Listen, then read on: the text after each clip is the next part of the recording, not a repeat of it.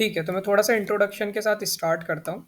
सबसे पहले तो क्या है कि यहाँ पे जितने भी लोग प्रोग्रामिंग में नए हैं, उन्हें मैं एक चीज़ बता दूँ कि अगर आपकी फर्स्ट लैंग्वेज पाइथन है, तो काफ़ी ज़्यादा ईज़ी होता है आपके लिए सारे कॉन्सेप्ट्स को समझने में। अगर आप सी प्लस प्लस की तरफ जाते हो या जावा की तरफ जाते हो, तो एक मेजर इशू जो रहता है वो सिंटैक्स बैरियर होता है और एज़ अ न्यू फ्रेशर जब आप रहते हो, जब प्रोग्रामिंग का उतना एक्सपोज़र होता नहीं है या फिर सिर्फ कॉलेजेस से आप सीख रहे होते हो प्रोग्रामिंग, तो एक इशू फेस करना पड़ता है आपको कि आपको जो सिंटैक्स है उसमें ज़्यादा फँस जाते हो, आप कॉन्सेप्ट्स और बाकी की जो थ्योरीज़ हैं, उसमें उतना नहीं जा पाते हो। तो आप इनिशियल लेवल पे ही अपना जो इंटरेस्ट है वो लूज़ कर देते हो, ठीक है? प्रोग्रामिंग में एक चीज़ क्या होती है कि it ask for consistency and determination, मतलब आपको अगर कोई भी चीज़ नहीं आ रही है, तो आप अगर कंसिस्टेंटली थोड़े टाइम तक उसको करते जाते हो, बस गिव अप नहीं करते हो, तो आफ्टर 30 या 35 डेज आपको एक अच्छा लगने लगता है प्रोग्रामिंग करते हुए, एक पजल की तरह सॉल्व करने लगते हो और मज़ा आने लगता है। बट इतने फेज में आपको छोड़ना नहीं है, खुद से एक्सप्लोर करते रहना है। बर्नआउट वाले केसेस आते हैं जब आपको एरर आएंगे, सॉल्व नहीं होंगे, तो आपको लगेगा मैं गिव अप कर दूं, पर मत करना, क्योंकि मेरे भी साथ के बहुत सारे लोग थे। तो मैंने एक कॉमन चीज़ देखी कि जो बहुत एकदम गधा से गधा व्यक्ति भी जो था, जो प्रोग्रामिंग नहीं करना चाहता था, अगर वो कंसिस्टेंटली देता है 30 to 60 डे कोई भी एक चीज़ को, तो वो इतनी चीज़ें सीख लेता है कि वो आराम से इंटर्नशिप्स वगैरह उठा सके। पाइथन का मार्केट बहुत ज़्यादा अच्छा है। कंपैरेटिवली जावा, अगर आप पाइथन में बैठते हो तो उसके इंटरव्यू निकालना भी ईज़ी रहता है, क्योंकि जावा में बहुत ज़्यादा वास्ट सिलेबस होता है जो कवर करना पड़ता है। बट अगर आप पाइथन या नोड जेएस से आते हो, तो आपके लिए development related, startup related environment बहुत ज़्यादा अच्छा अवेलेबल है, जहाँ पे आप काम वगैरह कर सकते हो, ईजिली इंटर्नशिप ढूंढ सकते हो, ठीक है? तो हमारा जो करंटली अवेलेबल मार्केट है, उसमें मेजरली डेटा साइंस रिलेटेड जो जॉब्स रहती हैं, मशीन लर्निंग रिलेटेड जो जॉब रहती हैं, और जो वेब डेवलपमेंट में बैकएंड रिलेटेड जो जॉब्स हैं वो पाइथन में भर भर के हैं। तो बैकएंड और वेब डेवलपमेंट में जेंगो आ जाता है, फ्लास्क आ जाता है हमारे पास। और अगर मैं इसकी बात करूँ डेटा एनालिसिस की, तो इसमें डेटा एनालिस्ट की जॉब हो गई, डेटा इंजीनियर की जॉब हो गई, ये सारी चीज़ें आ जाती है। और इसमें पाइथन की जो दूसरी लाइब्रेरीज हैं वो यूज़ होती हैं, जैसे नमपाई, डेटा फ्रेम्स, जो हम पढ़ेंगे आराम से, और यही सारी चीज़ें हम बारी बारी से एक्सप्लोर करेंगे। इसमें सबसे ज़्यादा इम्पॉर्टेंट हो जाता है, हम जो डेटा एनालिसिस सीखने वाले हैं, कि हम डेटा को कैसे देखते हैं। एक बहुत अच्छा कोट है कि अगर आप किसी भी डेटा एनालिसिस की फील्ड में हो, या डेटा इंजीनियर हो, या डेटा साइंटिस्ट हो, तो अगर आपके पास अवेलेबल डेटा है उसको अगर ढंग से देखो, तो वो आपसे बात करने की कोशिश करता है और आपको काफ़ी चीज़ उसके बारे में समझ आती है, ठीक है? हम्म तो यही सारी चीज़ें हैं जो हम एक-एक करके कवर करेंगे। तो हमारा सिलेबस कुछ इस तरीके से चलेगा कि सबसे पहले मैं चाहता हूँ कि आप लोग कंफर्टेबल हो जाएँ पाइथन लैंग्वेज के साथ, उसके बेसिक सिंटैक्स के साथ, और आपको मज़ा आए करने के लिए। और कभी भी डाउट लगे तो आप यहाँ पे क्वेश्चनेयर डाल सकते हो हमारे चैट चैट बॉक्स में, या फिर मुझे भी बता सकते हो डायरेक्ट अनम्यूट करके उसी जगह पे। अगर चैट बॉक्स में डालते हो तो मैं कोशिश करूँगा कि आखिरी के 10 मिनट में उनको एक्नॉलेज कर लूँ, और ये जो भी क्वेरीज हैं उनको रिजॉल्व कर दूँ। उसके अलावा बीच में भी पूछ सकते हो, ठीक है? तो जब पाइथन सिंटेक्स वगैरह से अच्छे से फेमिलियर हो जाओगे और उसमें मज़ा आने लगेगा, तो अपन फिर और उसके कुछ कुछ मैथमेटिकल प्रॉब्लम सॉल्व करेंगे, जिससे थोड़ी और अंडरस्टैंडिंग बढ़ेगी, और उसके बाद अपन डेटा एनालिसिस की ओर चलेंगे कि कैसे डेटा को यूज़ करते हैं, डेटा को क्लीन करते हैं, उसकी मेथड्स क्या होती हैं, और ये सारी चीज़ें। बट मेरा मेरा मेन मोटिव रहेगा कि बोर बोर ना हो इस चीज़ से। तो मैं कोशिश करूँगा कि जैसे मैं जो भी पढ़ा रहा हूँ, तो इंडस्ट्री में कैसे यूज़ होता है, या फिर आप रियल वर्ल्ड में कैसे यूज़ करते हो, मैं वो सारी चीज़ें भी साथ ही साथ डिस्कस कर सकूँ। और इस कोर्स को अगर आप पढ़ रहे हो, तो एक चीज़ सोच के करना कि आपको जॉब की तरफ मत ज़्यादा सोचना, आप सोचना कि आप एज अ, अगर कंपनी खुद की शुरू करना चाहो, तो आप इसको एज अ स्टार्टअप किसी जगह पे इम्प्लीमेंट कैसे कर सकते हो। मैं रियल वर्ल्ड सिनेरियो बताऊं तो यहाँ पे काफ़ी सारी आपको कंपनीज मिलेगी, जो या तो आउटसोर्स करती है वर्क डेटा एनालिसिस का, और खूब सारी कंपनीज है जो इसको क्या करती है कि बोलती है कि हमारे पास इंजीनियर है, हम आपको सिर्फ डेटा क्लीन करके देंगे या थोड़ा मोटा डेटा एनालिसिस करके देंगे, और वो अच्छा खासा कमा रही हैं बाहर के जो क्लाइंट्स वगैरह हैं उनसे। या उसके अलावा अगर आप डेटा एनालिसिस करते हो, तो जितने भी एस डी रिलेटेड जॉब्स जो हैं, जितनी भी कंपनी है स्टार्टअप रिलेटेड, उन सब में डेटा इंजीनियर की जॉब अवेलेबल रहती है। वो इसीलिए कि जैसे आप जब भी जाते हो कोई वेबसाइट पे या किसी भी कंपनी के उसमें, तो आप एक गूगल फॉर्म भरते होगे या दूसरी चीज़ें भरते होगे, तो उसमें होता होगा कि बहुत सारी आप मिस्टेक्स करते होगे। बट उनके पास जब डेटा स्टोर होता है, तो वो रॉ डेटा स्टोर नहीं होता, उसके बीच में बहुत सारे प्री प्रोसेसिंग और ये डेटा एनालिटिक्स वो अप्लाई करके रखते हैं, फंक्शंस रहते हैं जो रन होते हैं, और उसको वहाँ पे रिक्वायर्ड फॉर्मेट में डाल देते हैं, ठीक है? तो यही सारी चीज़ें हैं। तो मैं स्क्रीन शेयर करूँगा और उसके बाद हम आगे धीरे-धीरे चीज़ें सीखेंगे। शुरू के कुछ लेक्चर्स में पाइथन में इंस्टॉल करे बिना बताऊँगा, ताकि आपका वो जो इनिशियल फेज़ में जो वो रहता है हेक्टिक हेक्टिक ना लगे कि अगर आप इंस्टॉलेशन में फ़ेल हो रहे हो तो आप कोडिंग ही नहीं कर पा रहे हो करके, ठीक है? तो अपन ऑनलाइन कैसे यूज़ कर सकते हैं, कहाँ पे क्या कैसे कोड कर सकते हैं, वो सारी चीज़ें मैं बताऊँगा, है ना? तो मैं स्क्रीन शेयर कर रहा हूँ, स्क्रीन अगर विज़िबल हो तो मुझे बता देना कोई भी एक जन।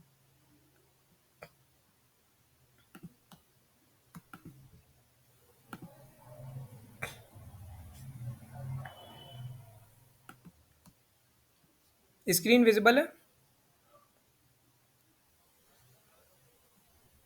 हेलो? हुँ, ठीक है। ठीक है। तो कहीं भी कोई भी क्रोम विंडो पे आ जाओ, क्रोम विंडो पे आ जाओ और क्या बोलते हैं, यहाँ पर यहाँ पर सर्च कर लो गूगल कोलैब। अब गूगल कोलैब है क्या? क्या है कि पाइथन लैंग्वेज जब आई, तो उसकी जो बहुत मेजर लाइब्रेरीज़ हैं, वो आना 2008 में शुरू हुआ है। पाइथन आई तो 1992 के आसपास थी, बट 2008 में मेजर लाइब्रेरीज़ आई और गूगल ने उसमें बहुत सारा डेवलपमेंट करा है, खूब सारी लाइब्रेरीज़ बिल्ड करी हैं, उसमें काफ़ी सारे मॉडिफिकेशन करे हैं। अब जो हम पाइथन लैंग्वेज देखते हैं, वो जब स्टार्टिंग में बनी थी, उससे काफ़ी अलग है। काफ़ी सारी चीज़ें उसमें अलग है। बट कुछ-कुछ चीज़ें जो उसमें चेंज नहीं हुई है, वो इसका रीडेबल सिंटैक्स और बाकी की चीज़ें, जो कि हम थ्योरेटिकल कॉन्सेप्ट भी कवर करेंगे। बट मेरा मेन मोटिव रहेगा कि मैं प्रैक्टिकल एस्पेक्ट के थ्रू बताऊँ, बहुत ज़्यादा टाइम वेस्ट ना करूँ और मज़ा भी आते रहे आपको पढ़ने में। ठीक है? तो देखो, गूगल कोलैब नोटबुक पे जैसे ही हम जाते हैं, तो ये पहली लिंक जो आएगी, दिखाता हूँ मैं। ये देखो, इस तरीके से एक लिंक आएगी हमारे पास, ठीक है? हम इस पे जाएँगे, तो एक वेबसाइट खुलेगी। ये क्या है, गूगल ने एक उसका टूल बना रखा है। क्या है कि यहाँ पर आप आ सकते हो, आराम से अपनी ड्राइव ड्राइव जो है उसको कनेक्ट कर सकते हो और यहाँ पर अपने पाइथन के जो कोड हैं वो लिख सकते हो। तो क्या होता है, आप कोई भी फाइल बनाते हो तो आपके लोकल सिस्टम पे स्टोर नहीं होगी। ये आपकी गूगल ड्राइव जो रहेगी, जिस भी अकाउंट से आपने लॉगिन कर रखा है गूगल को अपने क्रोम पे, उसकी ड्राइव में अपने आप ये फाइल्स स्टोर हो जाएगी। तो आपको खुद से सेव नहीं करना पड़ेगा, वो ऑटोमेटिकली सेव्ड रहेगी। और आप इसको कहीं भी किसी भी पीसी से आप लॉगिन करोगे, जैसी अपनी क्रोम विंडो, और वहाँ पे अगर कोलैब खोलोगे तो आपको ये सारी आपकी बनाई हुई फाइल्स जो हैं दिख जाएगी, ठीक है?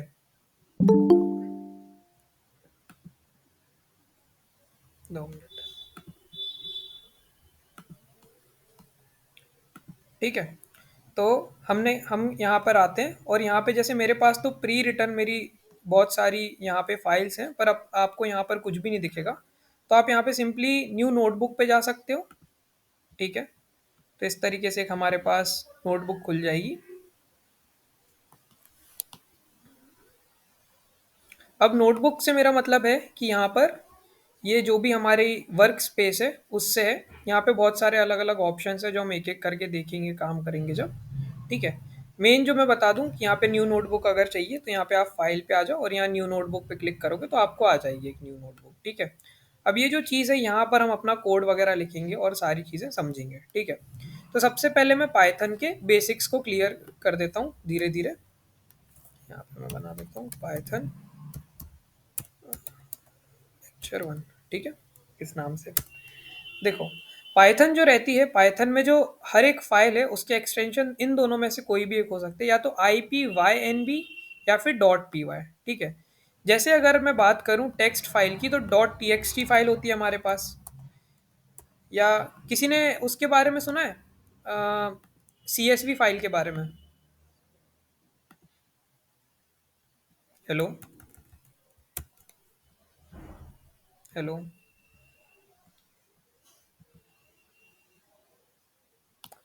तो जैसे हमारे पास CSV फाइल्स होती हैं, .txt फाइल होती है, इसी तरह हम जब पाइथन का कोड लिखते हैं तो उसको हम सेव करते हैं .py से, या फिर .IPYNB से। अब ये जैसे एक नोटबुक फाइल है, यहाँ पे हम नोटबुक फाइल है, मतलब कि यहाँ पर देखो हमारे पास एक सेल है जिसमें हम कोड लिख सकते हैं और उसको रन कर सकते हैं, तो ये हमारी नोटबुक फाइल है। तो उसको हम .IPYNB से लिखते हैं। .py से हम किस फाइल को लिखेंगे वो मैं तब बताऊंगा जब हम इसको स्टोर करेंगे, मतलब हम पाइथन को इंस्टॉल करेंगे अपने सिस्टम में और उसको एक एक करके काम करना शुरू करेंगे, ठीक है? तो सबसे पहले मैं एक नॉर्मल सा कोड लिखता हूँ पाइथन का, प्रिंट स्टेटमेंट का, उसके बाद हम अच्छे से डिस्कशन करेंगे इसके बेसिक्स के बारे में। तो ये एक सेल है, यहाँ पर आप आ जाओ और यहाँ पे आपका जो भी कोड है वो आप लिख सकते हो, ठीक है। यहाँ पे आ जाओ और यहाँ पे मैं नॉर्मल लिखूंगा, प्रिंट प्रिंट हेलो वर्ल्ड का नॉर्मल सा कोड है, इसको मैं समझाऊंगा आराम से। हेलो वर्ल्ड, और मैं शिफ्ट एंटर जब दबाऊंगा, शिफ्ट एंटर दबा सकता हूँ या इसको भी दबा दबा सकता हूँ, तो क्या होगा कि हमारा रन हो गया और इसने हमें हेलो वर्ल्ड प्रिंट करके दे दिया, ठीक है। तो यहाँ पे मैं कुछ कुछ पॉइंट्स लिखते जाऊंगा साथ ही साथ, जिससे चीज़ें याद रहें, ठीक है। तो very first point, Python was invented by Rossum van Guido, ठीक है, इन 1999 1992 ऑफिशियली, ठीक है। और इसी तरह जो पाइथन है उसके मेन कैरेक्टरिस्टिक्स क्या होते हैं, तो वो हम डिस्कस कर लेते हैं यहाँ पे एक एक करके।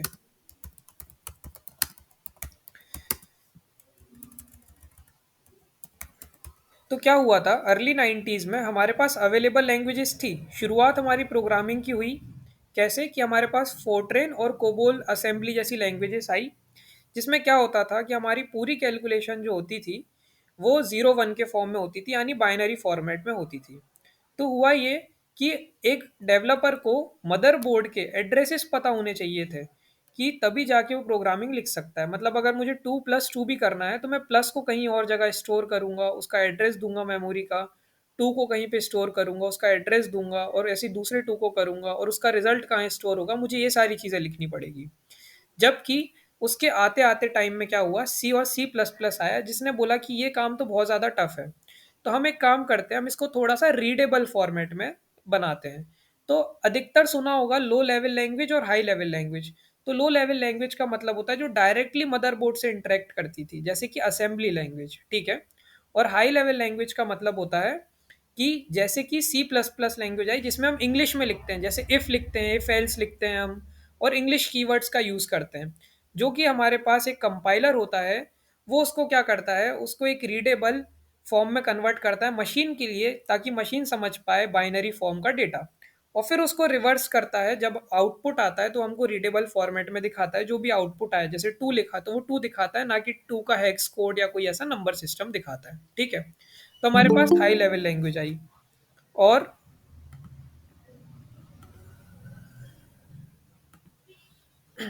हमारे पास हाई लेवल लैंग्वेजेस आई, और इसी के बाद सी के बाद हमारे पास सी प्लस प्लस आई। पर उनमें दोनों में एक मेजर मेजर डिसएडवांटेज ये था कि अभी भी हमारे पास कोई भी एक ऐसी लैंग्वेज नहीं थी जो बहुत इजी टू राइट या फिर ह्यूमन फ्रेंडली हो समझने के लिए। तो फिर हमारे पास पाइथन एग्जिस्टेंस में आई, जिसकी लैंग्वेज जो थी, लिखने का जो तरीका था, वो पाइथन और जावा और सी प्लस प्लस, इन तीनों के कंपैरिजन में पाइथन बहुत ज़्यादा अच्छा था। दोनों के अगर मैं कंपैरिजन में बात करूं तो सी प्लस प्लस से थोड़ी सी स्लो है पाइथन, क्योंकि पाइथन जो इंटरप्रेटेड लैंग्वेज है वो लाइन बाय लाइन होती है। वो क्या होता है मैं वो भी समझाऊंगा, बट पाइथन जो है थोड़ी सी कंपैरेटिवली स्लो थी, पर इसको लिखना आसान था, पढ़ना आसान था। इस पाइथन के बाद से जो डेवलपर थे उनके लिए प्रोग्रामिंग सीखना थोड़ा सा ईजी हो गया था। अगर सी प्लस प्लस या सी का किसी को नॉलेज है तो समझ पा रहा होगा कि बहुत सारे करली ब्रैकेट्स लगते हैं, ऊपर include S T D I O लिखना पड़ता था, और बहुत सारी ऐसे सिंटेक्स में इशू रहते थे, जो कि पाइथन बहुत ज़्यादा ईजी हो जाता है। जिसको इंग्लिश लिखना आता है वो पाइथन भी लिख ही लेगा, ठीक है। तो पाइथन के कैरेक्टरिस्टिक्स डिस्कस करते हैं। तो सबसे पहला तो मैंने जैसे बताया क्या है, कि ह्यूमन फ्रेंडली बहुत ज़्यादा है। उसके बाद क्या है, ईजी टू लर्न है, काफ़ी ज़्यादा रीडेबल है। अगर आपको नहीं भी आती है तो आप थोड़ा देखोगे तो उसमें थोड़ी थोड़ी चीज़ आपको समझ आएगी कि अच्छा इस कोड का मतलब क्या है, ठीक है। उसके बाद इट इज़ इंटरप्रेटेड लैंग्वेज है, और डायनेमिक लैंग्वेज है। अब ये दोनों जो हैं बहुत ज़्यादा इंपॉर्टेंट पॉइंट हैं इसमें, इंटरप्रेटेड और डायनेमिक, ठीक है। तो इंटरप्रेटेड और डायनेमिक का मतलब क्या होता है, तो सबसे पहले शुरू करते हैं इंटरप्रेटेड से समझना, ठीक है। इंटरप्रेटेड लैंग्वेज का मतलब क्या होता है, कि जो भी हम कोड लिखते हैं तो हमारा जो इंटरप्रेटर है वो क्या करेगा, मतलब इंटरप्रेटर एक बीच का मीडिएटर होता है, जो हमारे हमारे कोड को समझता है और एक बाइनरी फॉर्म में कन्वर्ट करता है, ताकि मशीन समझ पाए क्योंकि मशीन में तो प्रोग्रामिंग या हमारी जो भी प्रोसेसिंग है वो पूरी बाइनरी फॉर्मेट में ही हो रही है। जो भी हमारा मदरबोर्ड है, जो भी हमारी आईसी है, ये जिस तरीके से इंटरेक्ट करेंगे, ये सब हमारे जो कमांड है बाइनरी में ही लेंगे। पर हम बाइनरी लिखना नहीं चाहते थे, तो हमने एक इंटरप्रेटर बनाया। एक तरीके से मैं बोल रहा हूँ इंग्लिश, कंप्यूटर समझता है जर्मनी, तो हमें बीच में लगा एक इंटरमीडिएटर, जो क्या करेगा, मेरी भाषा समझेगा, उसको समझाएगा, उसकी भाषा भाषा सुनेगा और मुझे समझाएगा। तो इंटरप्रेटर का मतलब यही था। पर कंपाइलर में क्या होता था कि कंपाइलर भी सेम काम करता है, पर वो क्या करता था, वो मेरी पूरी बात सुन लेगा और एक साथ उसको कन्वर्ट करके बता देगा। पर इंटरप्रेटर का मतलब क्या है, लाइन बाय लाइन समझेगा। तो इसीलिए इंटरप्रेटेड लैंग्वेज होने के कारण या फिर सेमी कंपाइल्ड होने के कारण पाइथन जो है हमारी क्या बोलते हैं, थोड़ी सी कंपैरेटिवली स्लोअर हो जाती है, क्योंकि लाइन बाय लाइन चलता है। ठीक है, तो कुछ पॉइंट्स लिख रहा हूं मैं, बस वो याद रखो कि interpreted language means it translates the code or understands the code line by line from top to bottom and left to right। ठीक है, ये डायरेक्शन भी इसमें ऑलरेडी डिफाइंड है कि ऊपर से नीचे तक कोड चलेगा। जैसे मतलब मैंने ऊपर बोला कि ए की वैल्यू बताओ, और मैं नीचे लिख रहा हूँ कि ए की वैल्यू 1 थी, तो ये एरर देगा हमें। अगर आपको इसको सही करना है तो आपको पहले ए की वैल्यू बतानी पड़ेगी और फिर आप उससे पूछ सकते हो कि ए की वैल्यू बताओ। आप ऐसा नहीं कर सकते कि पहले आपने पूछ लिया और बाद में उसको बता रहे हो। तो वही top to bottom, left to right. ठीक है, तो ये एक मेन चीज होती है, इंटरप्रेटेड लैंग्वेज है। और अब मैंने एक और चीज़ की बात करी, डायनेमिक लैंग्वेज। ठीक है, तो यहाँ पे कोई है जिसको डेटा टाइप्स के बारे में थोड़ा बहुत पता हो, सी प्लस प्लस में कैसे काम करता है, जावा में कैसे काम करता है? हेलो, कोई भी नॉर्मल बोलना चाहता हो, थोड़ा टूटा फूटा भी आता हो तो? कोई भी नहीं? ठीक है, तो चलो मैं बताता हूँ। क्या होता है, हमारा सी प्लस प्लस होता है और जावा होता है, तो उसमें क्या होता है कि हमारे जितने भी अवेलेबल डेटा टाइप्स होते हैं, डेटा टाइप्स मतलब क्या होता है, हम जो भी चीज़ लिखते हैं या प्रोग्रामिंग में करते हैं, तो हर एक चीज़ का एक डेटा टाइप होगा कि वो जो डेटा है वो किस टाइप का है। जैसे मतलब हमारे पास नंबर हो सकता है, नंबर के अलग अलग वो हो सकते हैं, डेसिमल नंबर हो सकता है, नॉर्मल नंबर हो सकता है। अगर मैं लेटर्स लिख रहा हूँ तो वो स्ट्रिंग कहलाते हैं, कैरेक्टर्स कहलाते हैं। इस तरीके से हमारे पास अलग अलग कैटेगरी वाइज हमारे पास वो होते हैं। तो क्या होता है कि पाइथन में भी इस तरीके से हमारे पास अवेलेबल डेटा टाइप्स हैं। बट क्या होता था, सी प्लस प्लस और जावा में हमें ऑलरेडी डिफाइन करना पड़ता था। हमें बताना पड़ता था हमारे कोड के थ्रू कि ये देखो, ये जो डेटा टाइप है ये एक इंटीजर टाइप का डेटा टाइप है, और अगर हम उसमें किसी और चीज़ को स्टोर करेंगे जो इंटीजर नहीं है या फिर नंबर नहीं है, तो हमें एरर देता था। जबकि पाइथन बोलता आप मुझे बताओ मत, हाँ, आप मुझे बताओ मत कि क्या बोलते, कौन सा डेटा टाइप आप लाने वाले हो, आप बस मुझे डेटा टाइप दे दो, मैं खुद समझ जाऊंगा। ठीक है, करेक्ट, इंट फ्लोट, हाँ सही बात है, इंट फ्लोट। बुलियन भी होता है इस तरीके से, हम वो डिस्कस करेंगे। ठीक है, तो डायनेमिक से क्या समझ आया हमें? डायनेमिक से क्या समझ आया कि पाइथन, रुक जाओ, in Python developer don't have to manually manually write write data types. ठीक है, वो खुद से समझ जाता है ना। तो ये हमने फीचर्स के बारे में बात करी और थोड़ा बहुत पाइथन का ओवरव्यू ले लिया है। अब हम चाहें तो नॉर्मली प्रोग्रामिंग से शुरू कर सकते हैं, अब समझ भी आएगा अब जब मैं बताऊंगा कुछ कुछ चीज़ें। ठीक है, सबसे पहले मैं थोड़ा सा शुरू करता हूँ ये प्रिंट स्टेटमेंट जो लिखा मैंने उससे समझने से। Print hello world. ठीक है, देखो, इस कोड को थोड़ा सा समझते हैं। प्रिंट एक हमारा रिजर्व्ड कीवर्ड है। रिजर्व्ड कीवर्ड का मतलब क्या है कि हमारा इंटरप्रेटर जानता है कि ये कीवर्ड का मतलब है कि इसका एक कुछ अलग से मीनिंग है, इसको यूजर ऐसे ही डिफाइन नहीं कर सकता है। जैसे इस वर्ड का मतलब हमेशा पाइथन में रहने वाला है कि अंदर जो भी स्ट्रिंग या जो भी आपने वेरिएबल दिया है उसकी वैल्यू को नीचे आपको डिस्प्ले करना है। ठीक है, उसके बाद ये जो स्मॉल ब्रैकेट्स हैं इनको हम बोलते हैं पैरेंथेसिस। ठीक है, हम जितने स्मॉल ब्रैकेट्स इधर लेफ्ट में लगाते हैं उतने ही हमें राइट में लगाने पड़ते हैं। और उसके यहाँ पर जो कोट्स हैं इनको हम बोलते हैं डबल कोट्स। डबल कोट्स या सिंगल कोट के अंदर आप जो भी पैटर्न लिखते हो, मैंने बोला जो भी पैटर्न लिखते हो, मैं स्ट्रिंग भी नहीं बोल रहा हूँ, मैं लेटर भी नहीं बोल रहा हूँ, मैं अल्फाबेट भी नहीं बोल रहा हूँ, मैं बोल रहा हूँ पैटर्न लिखते हो वैसा का वैसा नीचे प्रिंट कर देगा। ठीक है। फॉर एग्जाम्पल मैं यहाँ पे आ जाता हूँ और मैं लिखता हूँ प्रिंट, प्रिंट और डबल कोट्स के अंदर कुछ भी, देखो कुछ भी लिख रहा हूँ मैं। ठीक है। और मैं जब इसको शिफ्ट एंटर साथ में दबाऊंगा तो हमारे पास एज इट इज वो चीज प्रिंट होके आ गई। ठीक है। तो इसीलिए मैंने बोला कि डबल कोट्स के अंदर आप जो भी पैटर्न लिखते हो वो एज इट इज प्रिंट होके आता है। ठीक है। सबसे अब जो हम मेन चीज है यहां से शुरू करने वाले हैं, तो हमारी सबसे पहली जो हेडिंग है इसकी लिख देता हूं यहाँ पे,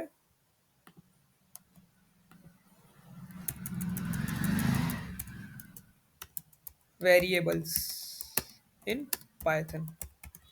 ठीक है। शिफ्ट एंटर दबाऊंगा। ठीक है। ठीक है। तो वेरिएबल्स को समझने के लिए एक मैं बहुत इजीली चीज बताता हूँ। वेरिएबल का मतलब होता है हमारे पास कोई भी एक खाली कंटेनर। ठीक है। एक खाली कंटेनर जिसके अंदर आप कुछ भी रख सकते हो। तो क्या होता है वेरिएबल्स का मतलब, जैसे हम जो नॉर्मल मैथ्स पढ़ते हुए आ रहे हैं, इंजीनियरिंग में आए तो पीसीएम थी हमारी, तो उसमें जैसे वेरिएबल का मतलब होता था कि हम कोई भी नाम लिखते थे इक्वल टू उसको एक वैल्यू असाइन करते थे। तो उसको भी ऐसे ही समझा जाता था कि जैसे मतलब मैंने लिखा है एज इक्वल टू 26, तो इसका मतलब है कि एज नाम का एक डब्बा है जिसके अंदर 26 नाम की एक वैल्यू पड़ी हुई है। ठीक है। अभी जो वेरिएबल इसका टाइप भी हो सकता है, जैसे यहाँ पे मैंने बताया एज 26 है, तो 26 का टाइप क्या है, एक नंबर नंबर वाला टाइप है। और स्पेसिफिक जाऊँ तो ये एक इंटीजर टाइप का वो है। कभी भी एज हम ऐसे नहीं लिखते 26.5 या 4, तो इंटीजर टाइप का हो गया। जबकि वेट की अगर मैं बात करूं, वेट इक्वल टू 40.1 या 40.2, तो एक तरीके से फ्लोट टाइप का डेटा हो गया हमारे पास। ठीक है। फ्लोट यानी डेसिमल वाला डेटा हो गया। तो वेरिएबल जब भी सुनो तो हमारे दिमाग में एक इमेज आनी चाहिए कि ये खाली कंटेनर है, इसके अंदर हम कोई भी वैल्यू रख सकते हैं। ठीक है। खाली कंटेनर मैंने इसीलिए बोला क्योंकि जब भी हम वेरिएबल यहाँ पर बनाते हैं, कैसे बनाते हैं वो मैं बताऊंगा, पर जब भी हम बनाते हैं तो हमारा प्रोग्राम क्या करता है कि जो भी हमने नाम दिया है उस वेरिएबल को, उस नाम को पॉइंट करता है हमारी मेमोरी में, एक चंक ऑफ मेमोरी में। चंक ऑफ मेमोरी क्यों बोला मैंने, कि ज़रूरी नहीं है कि हर एक डेटा जो आप असाइन कर रहे हो वो सेम साइज ले मेमोरी में। हमारी मेमोरी में खूब सारी स्पेस अवेलेबल है। उसमें ज़रूरी नहीं है कि हमेशा सेम टाइप का डेटा आए और सेम टाइप की मेमोरी रिजर्व हो। जैसे हम फोटोज़ भी स्टोर करते हैं तो क्या होता है कि हमारे अलग अलग डेटा उसका वो रहता है, डेटा लेंथ रहती है। जैसे कुछ होगी हमारी 10 MB की होगी, 20 MB की होगी, इस तरीके से। ठीक है। तो जैसे इंटीजर होता है तो उसका अलग होता है हमारे पास, उसकी लेंथ अलग है, फ्लोट की अलग है, हमारे पास कैरेक्टर की अलग है। कैरेक्टर की 1 होती है, इंटीजर की 2 होती है, फ्लोट की 4 होती है, 4 बाइट्स। ठीक है। तो इस तरीके से वो रिजर्व करता है। और उस पूरी लोकेशन को हम क्या बोलते हैं, खाली कंटेनर जिसके अंदर हमारी दी हुई वैल्यू आती है। ठीक है। तो यहाँ पे आप समझते हैं, जैसे मैंने ना एक एक कोई भी वेरिएबल का नाम दे देता हूँ। ठीक है। जैसे मैंने लिखा यहाँ पे नेम, नेम आखिरी में अंडर स्कोर लगा दिया, यहाँ पे इक्वल टू लगाया, और यहाँ पे मैंने नाम में ये डबल कोट्स के अंदर कोई भी पैटर्न दे सकता हूँ कैरेक्टर नाम का। ठीक है। तो मैंने लिख दिया जैसे कुछ भी लिख दो, डेवलपर लिख दो, डेवलपर जॉन। ठीक है। ये मैंने एक नाम लिख दिया। अभी जब भी जैसे ही मैं प्रोग्राम रन करूंगा तो ये क्या करेगा, मेमोरी में जाएगा, एक मेमोरी साइज रिजर्व करेगा जिसका जिसका नाम होगा नेम, और उसके अंदर इस वैल्यू को वो रख देगा। तो मैं जब भी नेम को बुलाऊंगा तो उस कंटेनर के अंदर की वैल्यू मेरे पास आ जाएगी। इतना समझ आया सबको? थम्स अप ही रिएक्ट कर दो।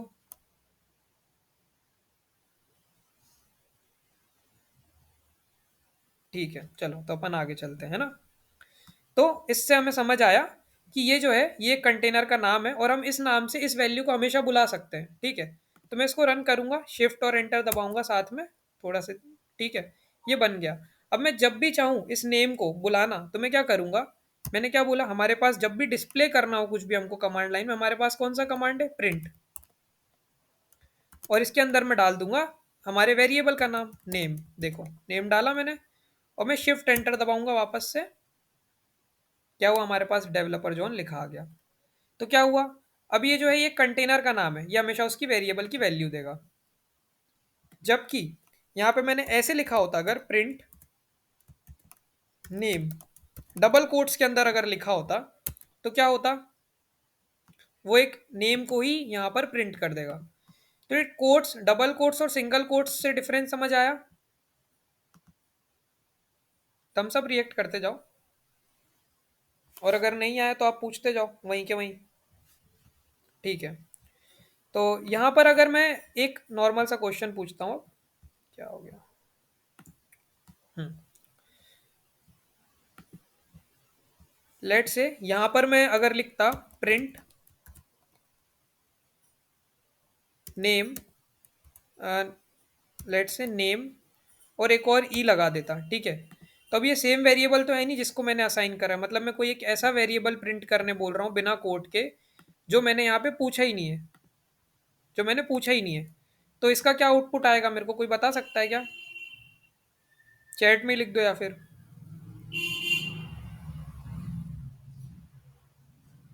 हेलो।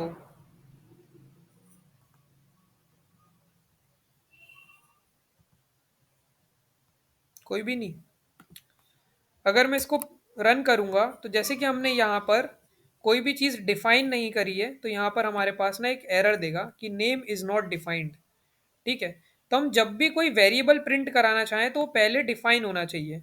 अब मैं यहाँ पर अगर इसको यहाँ पे प्रिंट कर दूँ, देखो यहाँ पर अगर इसको डाल दूँ और यहाँ पे लिख दूँ मैं डेवलपर और कोई भी जो, ठीक है, और फिर इसको अगर रन करूँ तो फिर भी ये एरर देगा, क्योंकि मैंने क्या बोला था कि it is interpreted from top to bottom.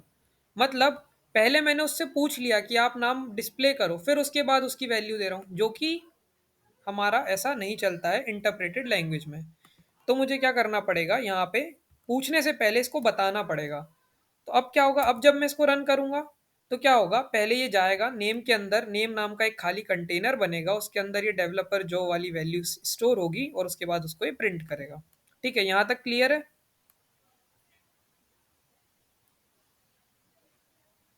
बाकी लोग भी थम्स अप दिखाते जाओ।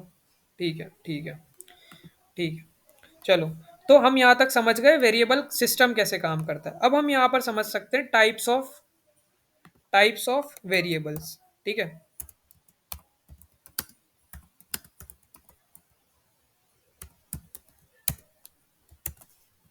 ठीक है, टाइप्स ऑफ वेरिएबल में हमारे पास सबसे पहले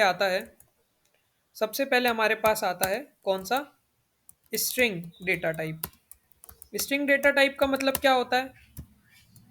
हर उस टाइप का डेटा जो भी हम डबल कोट्स के अंदर लिख सकते हैं, हर वो चीज़, जैसे कि कुछ भी हो सकता है, जैसे जसकीरत, जसकीरत हो गया, ठीक है, या फिर कोई भी ताजमहल भी हो सकता है, कुछ भी हो सकता है, ये सब स्ट्रिंग है जो भी डबल कोट्स में मैं लिख रहा हूँ। ठीक है। उसके बाद हमारे पास दूसरी चीज़ आती है numeric type of data. Numeric data type, जिसके फर्दर दो टाइप होते हैं। पहला होता है हमारा इंटीजर, जो कि हमने मैथ्स में पढ़ा, एग्जैक्ट वैसे ही होता है। जितने भी हमारे पास अवेलेबल होल नंबर्स हैं, जैसे 1 हो गया, -2 हो गया, हो गया, कुछ भी हो सकता है। ठीक है। और दूसरा हमारे पास, ये यहाँ लिख देता हूँ, ठीक है। और हमारे पास दूसरा डेटा टाइप होता है फ्लोट। फ्लोट का मतलब होता है बेसिकली डेसिमल सिस्टम। जैसे कि हमारे पास क्या हो सकता है यहाँ पे, 20.1 हो सकता है, 30.5 हो सकता है, 34.565 हो सकता है, ऐसे कुछ भी हो सकता है। ठीक है। इसी के साथ फिर तीसरा हमारे पास डेटा टाइप आता है बुलियन, बुलियन डेटा टाइप। ठीक है। बुलियन डेटा टाइप का मतलब क्या होता है, यस और नो, या फिर ट्रू और फॉल्स। ठीक है। तो ये देखो हमारे पास ये ट्रू हो गया या फिर फॉल्स हो गया, बस। ये हमारा हो गया बुलियन डेटा टाइप। ये हमारे पास तीन मेजर डेटा टाइप्स होते हैं, इनको हम बोलते हैं प्रिमिटिव डेटा टाइप्स। ठीक है, मैं लिख दूं यहाँ पे ये चीज़ भी। और प्रिमिटिव और नॉन प्रिमिटिव का मतलब क्या है वो भी मैं बताऊंगा अच्छे से। प्रिमिटिव डेटा टाइप्स, ठीक है। तो प्रिमिटिव डेटा टाइप्स का मतलब होता है वैसे डेटा टाइप्स जो हमको प्रोग्रामिंग ऑलरेडी प्रोवाइड करती है यूज करने के लिए। अब इन सब का यूज करके अगर हम खुद का एक कोई सा डेटा टाइप बना लें, या फिर कोई एक खुद का स्ट्रक्चर क्रिएट कर लें इन मल्टीपल डेटा टाइप्स का यूज करके, तो उनको हम नॉन प्रिमिटिव बोलते हैं। उसका मतलब क्या होता है, जब अपन नॉन प्रिमिटिव डेटा टाइप पढ़ेंगे तब अच्छे से समझेंगे, पर अभी के लिए ये चीज़ पता होनी चाहिए बस, बाकी की चीज़ें मैं धीरे धीरे करके बताते जा रहा हूँ, ठीक है। अब इन सब के एग्जाम्पल भी देख सकते हैं हम। जैसे ये तो एक मैंने दिखाया, देखो स्ट्रिंग वाले डेटा टाइप का एग्जाम्पल, स्ट्रिंग डेटा टाइप का एग्जाम्पल ये रहा, ये हमारा प्रिंट कर देगा नाम, ठीक है। ये हमारा स्ट्रिंग का डेटा टाइप था। इंटीजर का अगर मैं बताऊं, इंटीजर में क्या होगा हमारे पास, एज ले ली मैंने 10, और यहाँ पर मैंने क्या कर दिया फिर, प्रिंट एज, ठीक है। तो ये हमारा जो इंटीजर का हो गया टाइप, डेटा टाइप,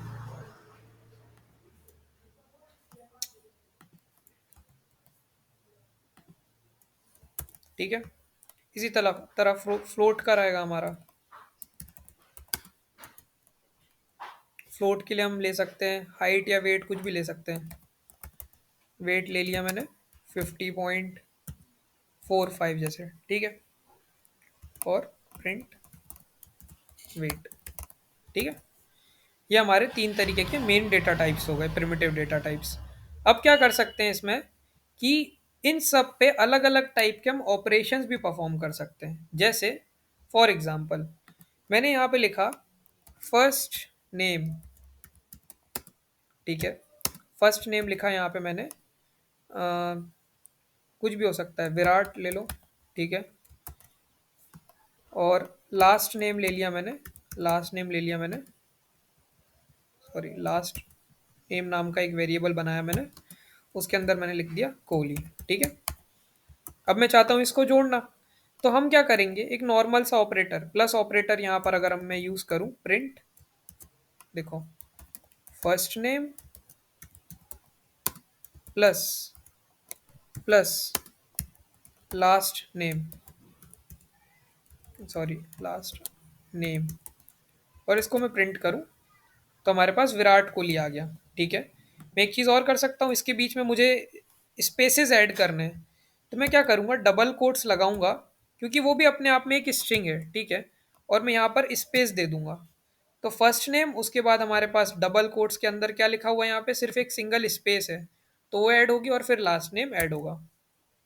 देखो, ये समझ आया, ठीक है। हम्म, तो देखो, और मैं एक चीज क्या कर सकता था कि मैं फुल नेम करके एक वेरिएबल बना सकता था, फुल नेम करके एक वेरिएबल बना सकता था, और उसके अंदर मैं पूरी की पूरी जो चीज थी इसको पूरा कॉपी कर देता, कैसे, कंट्रोल एक्स, कंट्रोल वी, ठीक है, और रुक जा, कंट्रोल ए कंट्रोल एक्स, ठीक है। और प्रिंट के जस्ट पहले मैं यहाँ पर फुल नेम को पहले असाइन करता हूँ, प्रिंट करता है यहाँ पे फुल नेम, ठीक है। सेम आउटपुट आएगा, बस मैं बता रहा हूँ कि जैसे प्री प्रोसेसिंग के लिए हम चाहें तो डायरेक्ट एक और वेरिएबल, थर्ड वेरिएबल भी ले सकते हैं जो रिजल्ट स्टोर करेगा, या फिर हम डायरेक्ट भी प्रिंट करा सकते हैं। एक थर्ड वेरिएबल लेने का एडवांटेज ये रहेगा कि अगर मुझे मान लो मेरे कोड में कभी भी आगे चल के फुल नेम की रिक्वायरमेंट लगने वाली है, तो मुझे ये पूरी की पूरी चीज़ वापस नहीं लिखनी पड़ेगी। मैं कहीं भी जाके कोड में अगर लिखता हूँ, जैसे यहाँ पर वापस भी करूँगा print full name, full name, तो मैं डायरेक्ट जो मैंने प्री प्रोसेसिंग करी थी उसको यहाँ पर एक्सेस कर सकता हूँ, मुझे वापस से प्लस और ये इतना पूरा लिखने की ज़रूरत नहीं पड़ेगी, ठीक है, ये वाली चीज़। इसी तरह मैं यहाँ पे आ जाता हूँ इंटीजर के लिए, तो प्रिंट 10 + 12, और इसको जब मैं प्रिंट करूँगा तो 22 आ गया। अब यहाँ पर क्या हुआ वो समझो, यहाँ पर क्या हुआ, इवेल्युएशन हुआ, ये पैरेंथेसिस के अंदर जो भी था हमारा मैथमेटिकल ऑपरेशन, वो पूरा का पूरा कैलकुलेट हुआ और यहाँ पर आ गया, ठीक है। या मैं क्या कर सकता था, वेरिएबल वाइज, जैसे हमारे पास एज और वेट थे यहाँ पे, ये देखो एज था और वेट था, ठीक है। तो मैं यहाँ पे क्या करता हूँ, मैं कर लेता हूँ age equal to, age equal to, चलो एज नहीं, दूसरे कुछ से बताता हूँ मैं, एज से ही बताता हूँ, चलो पहले एज इक्वल टू 10 और वेट इक्वल टू 30, ठीक है। और उसके बाद मैं क्या करूँगा, यहाँ पर सिंपली यहाँ पे अगर प्रिंट कराना चाहूँ, मैं प्रिंट कराना चाहूँ एज प्लस वेट, तो ये हमें एक न्यूमेरिकल वैल्यू दे देगा जो कि हमारी 40। या फिर मैं यहाँ पे इसको एक और वेरिएबल असाइन कर सकता हूँ, कंट्रोल एक्स, यहाँ पे आता हूँ, यहाँ पे मैं इसको बोल दूंगा रिजल्ट करके एक वेरिएबल बनाया मैंने, उसके अंदर यहाँ पे इसको डाल दिया और यहाँ पे मैंने रिजल्ट को कॉल कर लिया। ठीक है, ये देखो ऐसे। और मैंने जब प्रिंट करा सेम आउटपुट मिलेगा हमें। ठीक है, बस क्या है कि हमारे रिजल्ट के अंदर हमें ये हमने प्लस कर लिया है, जब बड़ी कैलकुलेशन होगी हमें बार बार नहीं करना पड़ेगा, हम डायरेक्ट उस वेरिएबल को एक्सेस कर सकते हैं। ठीक है, अब थोड़ा थोड़ा अच्छे से समझ आ रहा होगा डिफरेंट डेटा टाइप्स और वेरिएबल्स के साथ काम कैसे होता है। एक नॉर्मल सा एग्जांपल और देता हूँ। जैसे मान लो मेरे पास ना एक वेरिएबल है जो हमारा स्टोर करता है length length 2 minute length of age. ठीक है, तो जैसे मैंने बोल दिया इसको 4, और इसके बाद मैं चाहता हूँ क्या कैलकुलेट करना, एरिया एरिया ऑफ स्क्वायर। ठीक है, तो यहाँ पर हम क्या करेंगे, जो भी हमारा ये वेरिएबल है, ये जो वेरिएबल है इसको कॉपी करेंगे और क्या करेंगे, इंटू 4 कर देंगे, सिंपल। तो क्या होगा, हमारा एरिया ऑफ स्क्वायर में वो स्टोर हो जाएगा और हम यहाँ पे क्या कर सकते हैं, प्रिंट एरिया ऑफ स्क्वायर। ये देखो, यहाँ पर हम ए बी सी डी की तरह भी लिख सकते हैं वेरिएबल का नाम। अगर मैं इसको ले लूँ, लेंथ ऑफ एज की जगह यहाँ पर मैं सिंपल ए लिख दूँ और यहाँ पर मैं इसको ए लिख दूँ, नॉर्मल ए, तो कोई दिक्कत होगी क्या? नहीं होगी। एक वेरिएबल है, कुछ भी नाम दे दो, वो तो नेमिंग कन्वेंशन है, बस नाम रखना है किसी कंटेनर का, कुछ भी रख दो, रख दिया तो भी आउटपुट वही आएगा। पर ज़्यादा रीडेबल क्या था, जब मैंने यहाँ पर लिखा था ए एज, लेंथ ऑफ एज, तो कोई व्यक्ति जिसको प्रोग्रामिंग थोड़ी बहुत भी आती है तो जब आपका कोड देखेगा तो उसको पता चलेगा कि यहाँ पे आपने 4 वैल्यू क्या ली है। अब यहाँ मैंने ए लिख दिया, ए से क्या समझ आ रहा है, कुछ भी नहीं आ रहा है। चलेगा कोड सेम, बट उसकी रीडेबिलिटी कम होगी। तो क्या होगा, जब भी आप जॉब इंटरव्यूज वगैरह में जाओगे ना, तो लोगों को लगता है कि हम बहुत कॉम्प्लेक्स या बहुत बड़ा कोड लिखेंगे तो लोगों को अच्छा लगेगा कि अरे इसको तो बहुत कुछ आता है करके, जबकि ऐसा नहीं होता है। क्या होता है कि कंपनीज में वो चाहते हैं ऐसे कोडर कि जो कोलैबोरेटिवली काम कर सके। जैसे 10 कोडर की टीम होगी या फिर 20 प्रोग्रामर रहेंगे आपके साथ, तो आप जो भी चीज़ बनाओ या कोड करो, तो आपके बाद जो डेवलपर आने वाला या काम करने वाला, उसको भी आपका प्रीवियस वर्क समझ आए कि आपने क्या करा है। या आपको खुद भी अगर डीबग करना है, अगर आपने कोई कोड लिखा जो 2000 लाइन का, 1000 लाइन का है, तो आप उस वेरिएबल को ढूंढ पाओ। अगर मैं ए लिख के भूल गया तो मैं क्या याद रख पाऊंगा? नहीं। जबकि लेंथ ऑफ एज लिखा था तो मैं आराम से कंट्रोल एफ करके या कैसे भी उसको ढूंढ सकता हूँ और उसको रिजॉल्व कर सकता हूँ। तो इसीलिए कोशिश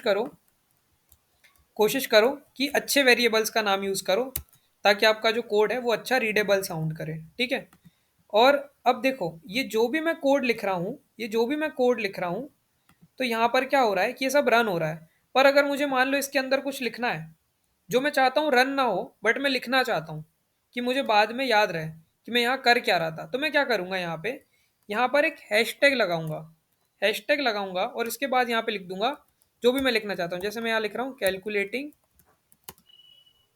क्या पेरीमीटर पेरीमीटर ऑफ स्क्वायर। हाँ सॉरी, पेरीमीटर, ये एरिया लिख दिया मैंने यहाँ।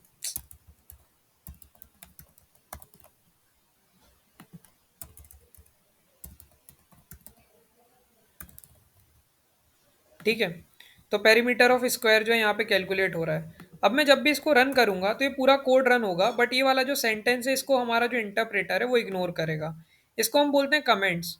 इसको ऐड करने के दो फायदे हैं। एज अ डेवलपर आप हमेशा अपने कोड में डॉक्यूमेंटेशन कर सकते हो, जिससे कि आपको कभी भी कहीं पे पहुंचना हो या क्या आपने कोड लिखा था पिछला वाला, अगर वो याद नहीं है तो आप आराम से पढ़ के समझ सकते हो।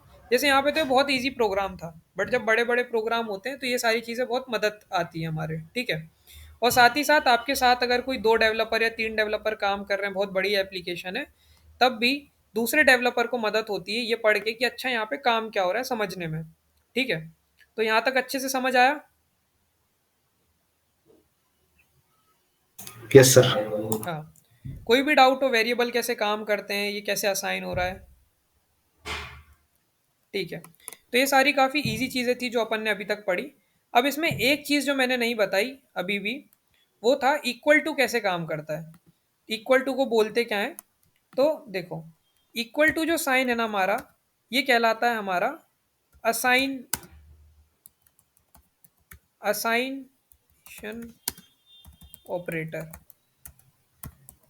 ठीक है। इक्वल टू का मतलब होता है बस कि लेफ्ट हैंड साइड पे जो भी वेरिएबल है उसको एक वैल्यू असाइन करना चाहते हैं हम, जो कि हमारे राइट हैंड साइड पे अवेलेबल है, ठीक है।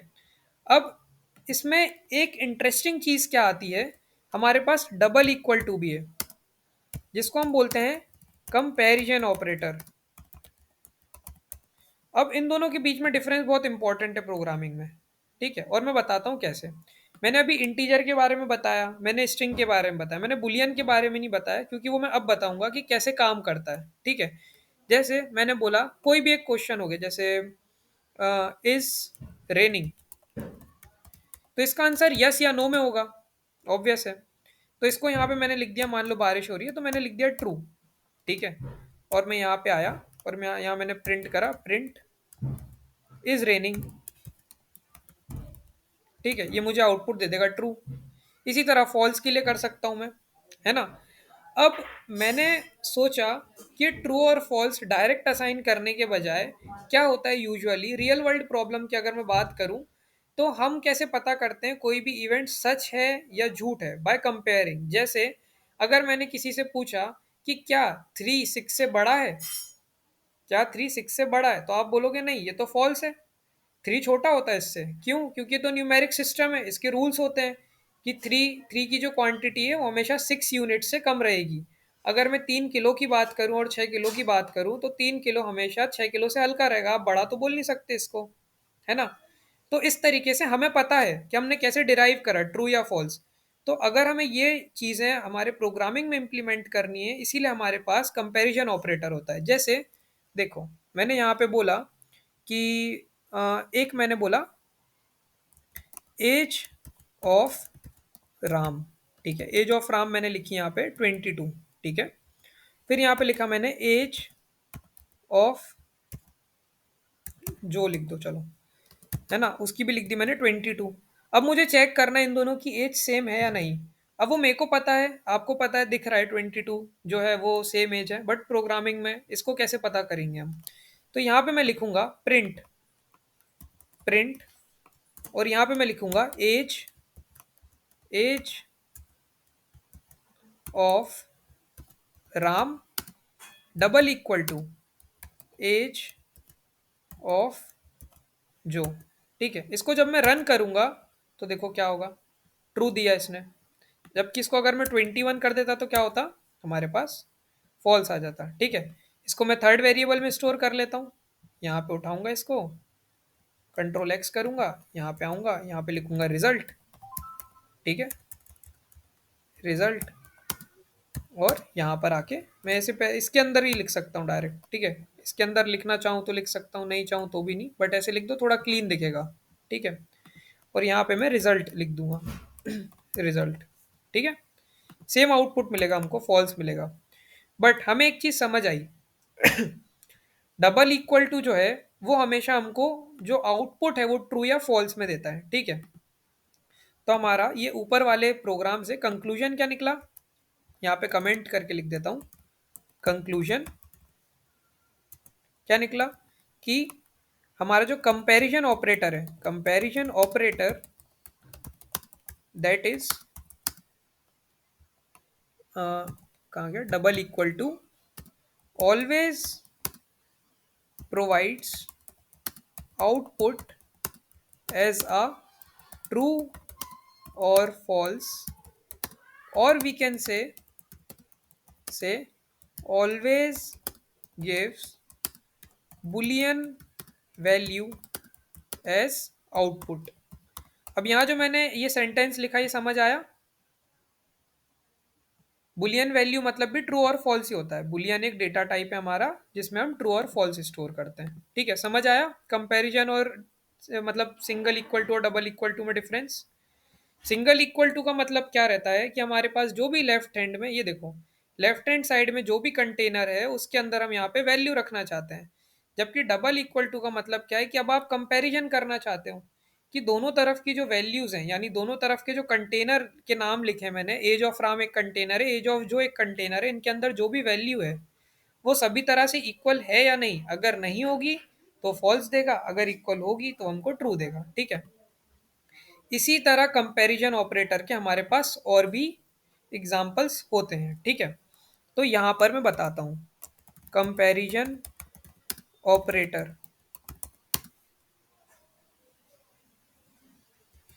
कोई भी बताना चाहेगा कंपैरिजन ऑपरेटर और किस टाइप के हो सकते हैं? नॉर्मल मैथ्स वाली चीज़ है, प्रोग्रामिंग सेट के जो मैथ्स में होते हैं वही यहाँ पे रहते हैं। जैसे यहाँ पे मैंने इक्वल टू चेक करने का बताया, और क्या हो सकता है? Greater less than, than, greater than, हाँ, सेम सेम हमारे पास होते हैं ये ग्रेटर देन, लेस देन, या फिर ये क्या बोलते हैं, चेक करना हो जब greater than, less than, equal to. not equals to, हाँ, नॉट इक्वल्स टू। अब नॉट इक्वल्स टू कैसे होता है वो मैं बताता हूँ। नॉट इक्वल्स टू लिखने का तरीका होता है ये एक्सक्लेमेशन मार्क और फिर एक सिंगल इक्वल टू। ये टोटली ऑपोजिट है इसका, किसके? डबल इक्वल्स टू का। कैसे? जैसे यहाँ पे एज ऑफ राम में डबल इक्वल्स टू चेक कर रहा था। अगर मैं यहाँ पे लिखता हूँ, देखो, अगर मैं यहाँ पे ये सेम कोड लिखूँ, बस यहाँ पर नॉट इक्वल्स टू लगा दूँ, ये नॉट इक्वल्स टू लगा दूँ, और फिर मैं इसको रन करूँगा, तो बता सकता कोई आउटपुट क्या मिलेगा?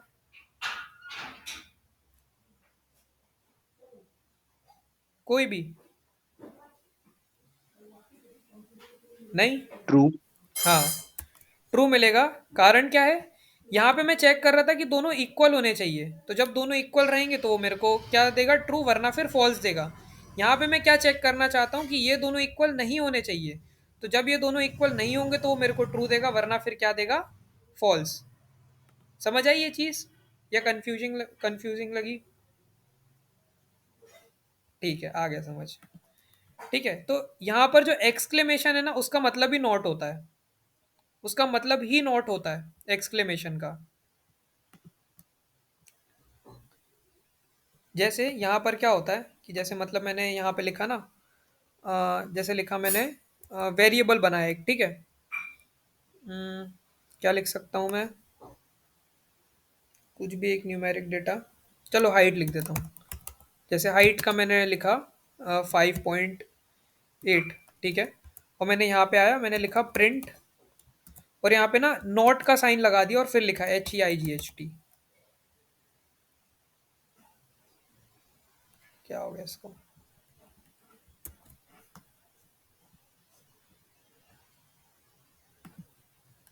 छोड़ो, ये वाला चल नहीं रहा शायद। रुको, ये एम्प्टी डिक्शनरी वगैरह में अपन चेक करेंगे थोड़ा सा इसको, अभी इस पे चल नहीं रहा है वो, शायद उसमें वैसे नहीं चलता होगा। एक बार मैं और चेक कर लूँगा नोट वाला साइन। मतलब क्या होता है हमारे पास, जैसे अगर कोई भी डेटा टाइप है, अगर वो हमारे पास एम्प्टी है, तो हम क्या करते हैं कि जब भी एम्प्टी रहता है तो उसको अगर हम चेक करते हैं कंडीशन के थ्रू कि ट्रू है या फॉल्स, तो हमेशा एम्प्टी डेटा सेट के लिए हमें मिलता है फॉल्स, कि ये डेटा ही नहीं है यहाँ पे। पर मैं अगर वहाँ पर नॉट लगा दूँ तो फिर वो चेक करता है कि ये जो चीज़ है, जो भी आपने वेरिएबल दिया या जो भी चीज़ दी है, वो हमारे पास एम्प्टी होगी तभी वो ट्रू रिटर्न करेगा। वो कैसे होता है? जब हम नॉन प्रिमिटिव डेटा टाइप पढ़ेंगे, लिस्ट वगैरह, तब एक बार और इस चीज़ को देख लेंगे। अभी जैसे कंपैरिजन करा है मैंने, इसको प्रोग्रामिंग में अगर उतारना हो तो कैसे कर सकते हैं?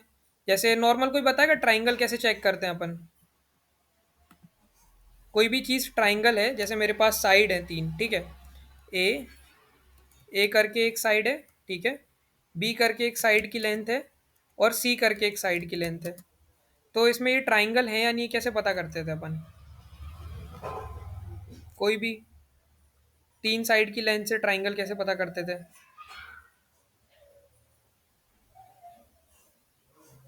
कोई भी नहीं।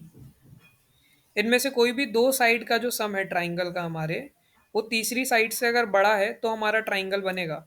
अगर दो साइड का सम कभी भी तीसरी साइड से, कोई भी एक साइड से अगर कम है, तो क्या होगा कि हमारा ट्राइंगल जो है कभी भी पूरा बन ही नहीं पाएगा। ठीक है, तो ये हमारा नॉर्मल ट्राइंगल की वो रहती है डेफिनेशन की, जो एक कोई भी साइड है उसका जो, उसकी जो लेंथ है वो बाकी के जो दोनों हैं उनके सम से कम होनी चाहिए। जैसे अगर मैं बोलूँ कि इसकी 5 है, इसकी 5 है, इसकी 5 है, और सी की जो लेंथ है वो हमारी अगर 5 5 हो गई, 5 नहीं सॉरी 10 हो गई, तो ये हमारा एक ट्राइंगल बन सकता है। जबकि अगर ये 9 है, 2 मिनट, ए प्लस बी, ठीक है, तो हमारे दो साइड जो है उनका जो सम है इस साइड से बड़ा होगा तो हमारा ये बन जाएगा, वरना फिर अगर कम है तो नहीं बन पाएगा। जैसे यहाँ पे मान लो इसको मैंने 11 लिख दिया, 11 लिख दिया, 12 लिख दिया, तो क्या होगा कि इन दोनों का सम करने पे भी 10 आ रहा है, जबकि हमारी सी की जो लेंथ है 11 है। तो क्या होगा कि हमारा जो ट्राइंगल है वो कभी क्लोज नहीं हो पाएगा, इस कारण से हमारा ट्राइंगल भी बन नहीं पाएगा। तो जैसे मतलब मान लो मैंने जो डेफिनेशन बोली उसके अकॉर्डिंग अगर यहाँ पे मैं साइड साइज इसकी 9 दे दूँ और मैं यहाँ पे चेक कर रहा हूँ कि ए और बी का जो सम है वो सी से क्या होना चाहिए, बड़ा होना चाहिए। तो मैं क्या करूँगा, by definition let's suppose we are only checking for some of two sides A and B, ठीक है। तो क्या करा मैंने यहाँ पे मैं ऐसे लिखूंगा हमारा प्रिंट प्रिंट, और यहाँ पर एक और ये पैरेंथेसिस लगाऊंगा, स्मॉल ब्रैकेट लगाऊंगा, इसके अंदर मैं लिखूंगा ए प्लस बी अगर मेरी इस साइज की जो लेंथ है किससे, सी से, अगर कम है तो हमारा क्या होगा, ये ट्राइंगल बन जाएगा। तो हम इसको रन करेंगे तो देखो क्या है, पी इज़ नॉट डिफाइंड। अच्छा ये सेल नहीं रन करा मैंने, कोई बात नहीं। तो इस तरीके से हमको ये दे देगा कि ठीक है ट्राइंगल आपका बन सकता है ना। इस तरीके से बुलियन कंपैरिजन करा मैंने इक्वल टू लगा के। या फिर अगर कोई एक इक्विलेटरल ट्राइंगल है और यहाँ पर मेरे पास क्या दे रखा है इन्होंने, यहाँ पे दे रखे हैं एंगल्स, ठीक है। तो angle 1 equal to 60 degrees, 60 degrees, ठीक है। एंगल 2 इक्वल्स टू 60 डिग्रीज, और एंगल 3 इक्वल टू 60 डिग्रीज। अब मैं यहाँ पे लिख सकता हूँ मेरा जो भी कोड है, चेक फॉर इक्विलेटरल ट्राइंगल, ठीक है। तो यहाँ पे मैं लिखूंगा प्रिंट प्रिंट के अंदर अगर एंगल 1 इक्वल टू है एंगल 2 के, ठीक है, तो क्या होगा हमारा, ये चेक हो जाएगा कि हमारी ये जो दो साइड्स हैं, ये हमारी क्या बोलते, 60-60 है, मतलब इक्विलेटरल ट्राइंगल बन रहा है। बट हमारे पास कंडीशन क्या है कि हमारे पास तीसरी साइड भी होनी चाहिए। तो अब देखो मैं यहाँ पर तीनों चीज़ों के लिए कर सकता हूँ क्या, ये डबल इक्वल टू लगा दूँ और एंगल 3 लगा दूँ यहाँ पे, ठीक है। अब इसको रन करता हूँ मैं, देखो वापस से रन करना भूल गया, सॉरी, ठीक है। तो यहाँ पे हमारे तीनों एंगल जो है वो हो गए, क्या बोलते, चेक हो गए। अब कंपैरिजन ऑपरेटर में ही एक और हमारे पास सब टॉपिक आता है जो कि हमने नॉट की बात करी थी, तो वो हम कल से कंटिन्यू करेंगे। अभी थोड़ा सा बता देता हूँ अगर पढ़ के आना हो तो, एंड और नॉट कीवर्ड के बारे में, नॉट कीवर्ड के बारे में, और कीवर्ड्स क्या होते हैं उसके बारे में भी अपन डिस्कस करेंगे, ठीक है। अभी कोई डाउट है इसमें आज जो भी पढ़ा है? ये कोलैब नोटबुक की तो मैं लिंक दे दूंगा, तो वापस थोड़ा सा पढ़ सको और ट्राई कर सको। कोलैब पे आना, ये थोड़ी थोड़ी चीज़ें चला के देखना, खुद की एक नई नोटबुक बनाना दूसरी पैरेलल विंडो में, यहाँ से कोड वगैरह देख के खुद से करने की ट्राई करना, ठीक है। एक एक्सरसाइज देता हूँ मैं नॉर्मल सी। एक वेरिएबल लेना, ठीक है, take a variable, store value in it, name that variable radius and using suitable mathematical function try to calculate circumference and area of circle। Upon discuss करेंगे नहीं बना तो, बाकी एक नॉर्मल सी एक्सरसाइज करने का ट्राई करना, ठीक है। Yes, sir. है ना, कोई डाउट चैट वगैरह में लिख दो, बोलना नहीं हो तो।